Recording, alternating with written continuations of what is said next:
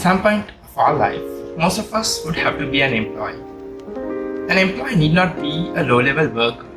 He or she can be a foreman, a manager, or even a top-level executive like a CEO who is also an employee of the company. So how to become better employees? To educate and to educate us on this, we have with us here today Mr. Rohan Pallewatta. Dr. Pallewatta is an attorney at law by profession. He also holds a BS English Special as well as an MBA from the University of Sri Jayewardenepura. He is presently the Executive Chairman of Hareness Group Private Limited. Dr. Pallewatta is also the leader of the Social Democratic Party of Sri Lankan and was nominated as the presidential candidate in the year 2009. It's a pleasure to be doing this interview with you today. So, shall we get going with the first question? Yeah, why not? To hit the nail on its head, let's start off by asking what are the qualities of a good employee? That I would expect. Yes. Well, I would expect a good employee. For example, I'm recruiting someone to my company. The only thing that I would look into is the value that he's going to add to my organization. What is the value that he's bringing in? Maybe in terms of knowledge, skill. How is he going to add value to this? The key word is the value addition that he brings into an organization. So that is the criteria. So going on those lines, what I would expect is some kind of special skill, some kind of special knowledge that he can infuse to the organization that he belongs to. And most of the organizations are managed by the objectives, and a person who could contribute to the objectives of the organization so that we can further our vision and mission. Alright. So can you speak a bit about the qualities a good employee should have? Like, what are the qualities on a day-to-day basis he should have? Well, if I break into, as you said, simplify further, that's what I would expect. First thing is their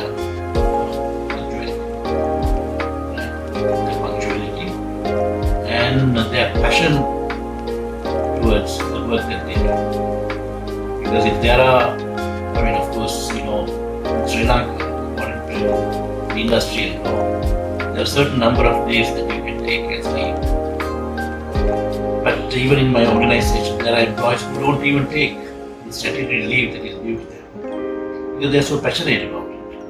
And usually the employer would like the employee. Of course, I'm not saying that they should not avail of the statutory holidays. They can, it's their right. But then there are employees who don't even take those statutory leave. Of course, we compensate them separately. So, passion to work. And third is honesty. Because, for example, in my organization, we don't have CCTV cameras to contribute. Because when I put my, structure in place, when my architects build the present company building, they wanted to know if they could place, monitors around. I said no. Because the moment you fix a camera behind an employee, I believe you are encroaching human dignity. Because people should work because they take pride in what they do, not because they are being supervised. We all are human beings, so they also should have some pride. And so therefore, I believe, a person should be an honest person. Right? You can't compromise with honesty. And those are the three main qualities that I would look into. And also they have to be healthy. They have to be healthy. And also I would rather consider, because in my case, most of the people that I recruit are very young people. And I always fire them a few questions to find out their bond towards their parents, especially. Supposing if there are people who say, because in my company, every month I give them a three-day holiday every month, long weekend, so that they could go home and visit their parents. Because the people, I believe, people who not treat their parents well, can't treat anyone, any better. So therefore, that is also one thing that I look into in employees. Whether they are sincere, whether they are honest, whether they are bond with the parents, whether it is intact, and the value that they bring into the company. Those were some wonderful insights. Right? Let's move on to the next question. Just like we should have certain good qualities to be a good employee, there are certain things a good employee should refrain from doing. So what are those things good employee should refrain from doing? Well, the opposite of what I just told you. That is, he should not,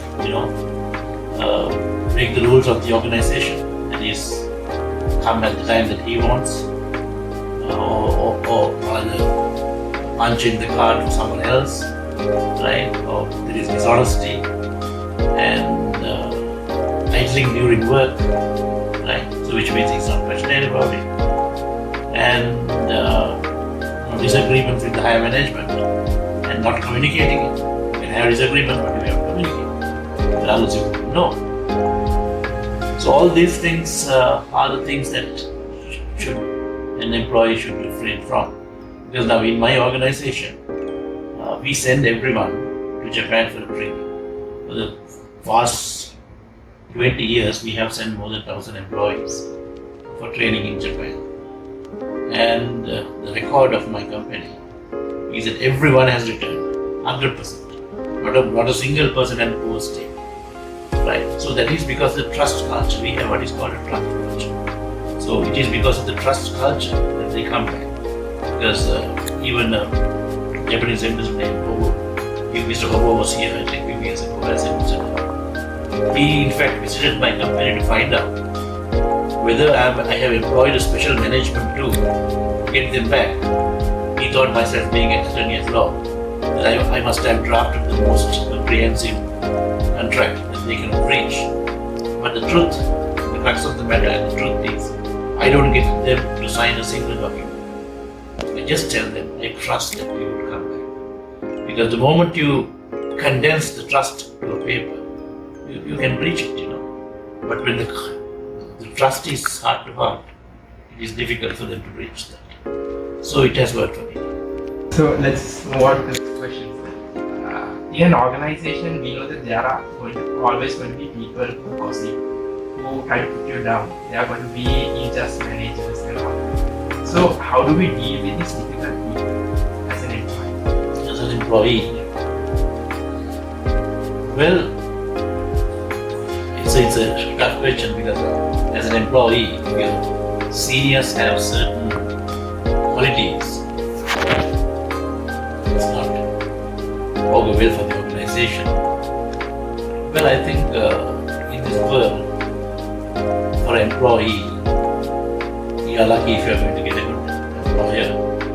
But there will be occasions where you will have an employer that is, incorrigible, you can't tolerate it. But then one thing is, sometimes you can't be judgmental. Employee should not be judgmental. Because sometimes what you might resent your boss for certain reasons. But as you reach maturity, you may understand the boss was right. So sometimes the employee, you can't match the level of maturity and the knowledge that is coming through experience. Right? So the employee cannot jump into conclusions. This guy is harassing me, or this guy is, maybe he's pushing you because he knows that is the only way to get the best out of you. Right? So regarding once again, I'm trying to come back to the question and trying to answer it properly. I think one thing, employees should go with an open mind. And because most of the organizations, it is very difficult to change the top, right? So it is for you to adapt. But then that does not necessarily mean if there is something radically wrong happening, you should bring it to the attention of the employer. For example, even in banks like Standard Chartered, HSBC, International banks, there is what is called a speak up option, right? Any employee worldwide belonging to Standard Chartered or HSBC, even in other international companies, that provision is there. You can log in and you can lodge a complaint. It will be seen by the highest management and then they will intervene. So in most of the companies there are ways like that. you can utilize one of them. If you think, because there can be some, really some people who cannot be tolerated or not doing any good to the organization, then of course, as an employee, it's a duty to raise your voice without being subject to injustice. So there are provisions like that. Yes. Alright, so on the same note, what can an employee do when their boss asks them to commit an unethical or illegal activity? Well, no one is bound to do any illegal activity because one thing, a person should be working only for ethical organization, illegal organization, and in that illegal and ethical organization, there cannot be commands because no employee is bound to defy the moral code. Right? Morality should be there. You simply say, I'm sorry, I can't do it. You have to stand firm on those things. Exactly. Even if it costs him his job, my take is if there is something illegal, because you have to make a crime, you can't say that I did it because my boss said it. Because even in the law of Sri Lanka, right, if there is a command from a superior officer, and if he knows that he does not have the right to command, right, for example, say someone gives you shooting orders, but he knows for a fact that he does not have the right to give that order. So if we comply with that, the guy is going to be in trouble, right? Because in Sri Lanka, it is not tolerated even in law. Illegal order does not have to be followed. Thanks. Moving on to the next question. How to face competition in an organization? Well, I think that you should not think of competition in an organization. For example, say, supposing you are a salesperson, you are a marketing guy, and there are so many marketing guys, and at the end of the month they come with their figures, right? And you have brought in about, say, 5 million to the company, and the guy 4 million, and so on. If what you mean by competition is that, then of course you should strive hard to be among the best, right? That is not by trying to go to your competitor's customer base and canvas them, but to build up a new base that is ethically, competing. So you can be encouraged if there are better performers. You can learn from them. Right? You can learn from them, and you can find out as to why they are doing better than you. And if there are certain career adjustments that you have to do, based on that, you can do your career adjustments, and you can progress in life. So if you are competing, the only tagline is it should be an enhancement for your career. Because if there is no enhancement is going to be in your career, there's no point in competing. Right? It's better not to compete at all. So every competition within the framework of your employment should be to enhance your career and to better yourself, to benchmark yourself. So to relate this question to one of my previous questions, Yeah. there are going to be people who are going to compete unethically with you. There are going to be people who are going to take credit for your work, people who try to put you down, talk bad about you, make you look bad. So do you deal with them the same way they deal with you? Reciprocate their actions, or how should You don't reciprocate their own action, because then you fall into that category as well. So the good people, right, however unethical challenges are, people who challenge you, they will remain ethical, right? So that is your calling. And to behave unethically and to show some targets that they have achieved when they know very well that they haven't achieved them, and to show someone else's work as their own, that is a very low quality. But mind you, after so many years of experience, all these people who try to do it unethically get exposed at the end of the day.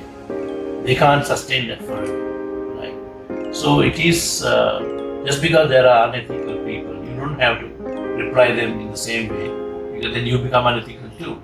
Because in life, you should always cultivate good qualities and forge ahead.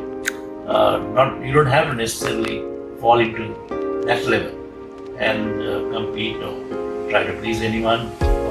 Yeah, should not do that. So moving on to the next question. How should an employee handle the situation where they have made a serious mistake? Let's say a mistake which the organization have to spend a lot of resources and time to correct. In that instance, how should he react? Use the employee. Right. Well, in an organization when we work, human beings, there can be, fallible instances where they make mistakes. But they should be given a proper training to ensure that the mistakes that they do is not very costly for the organization. The first thing is that an employee can do. Very first thing is to apologize. Right, for what has happened, which doesn't happen in Sri Lanka. They try to cover it up. They try to come out with excuses. No.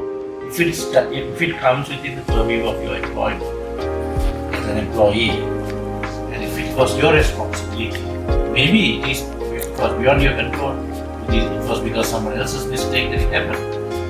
But first you have to accept responsibility, no matter what. And that is what the employers expect. Take responsibility for your mistakes. So, as an employer, I would say one thing is, if it was not a mistake, if there was some part of it was deliberate and it was huge loss for the company, I would fire. Right? Because in Sri Lanka, now, if you put the question to a classroom of business management in Sri Lanka, if there is an employee, when you recruited, you thought that he's the best guy. But as he starts work, you realize he's just a mediocre guy and he's not delivering, just a talker. What would you do? Then the Sri Lankan answer usually is, we will give him a training, we will warn him, all this kind of answers. But in USA, you ask the same question from a management classroom. 99% of the people will say we will fire. So this is where what comes masculine and feminine management. It has nothing to do with gender.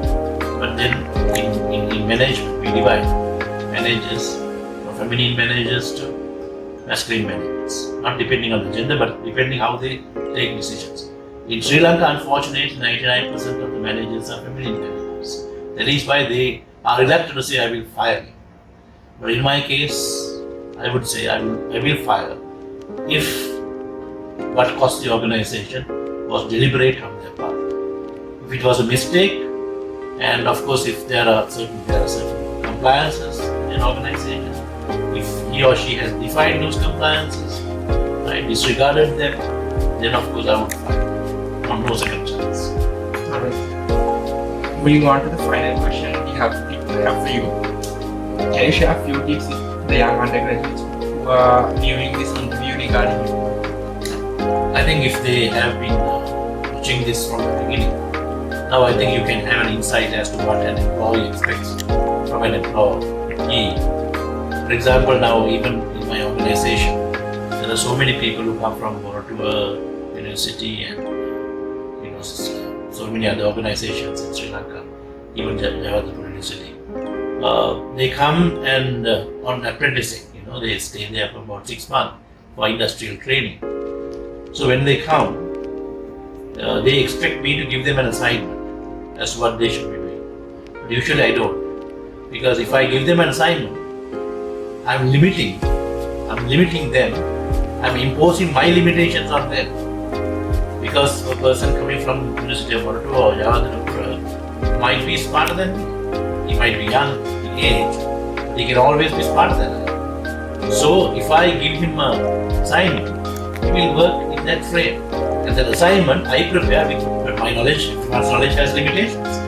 So what I tell them is, go to the production line, just take a look, observe, right, and tell me how you could add value. So I'm just giving him a vast area to play, full playground. Game is his, he can design it, right? So whoever who comes to my company, I don't limit them because I believe in the power of the youth. I believe in their capacity to think. So, an employee, to take a cue from what I told throughout the interview, is that as I coming back to the beginning, if you are honest, if you are dedicated, if you are passionate about what you are doing, those are the things that you will, make you a good employee. And any person who is joining an organization as from a very low position has always has the capacity to rise to the top. Right. So this brings us to the end of our interview. On behalf of the Rotaract Club of University of Sri Jayewardenepura, I would like to thank you for your time, as well as wish you, as well as all our viewers, all the very success for your future endeavors. Thank you very much.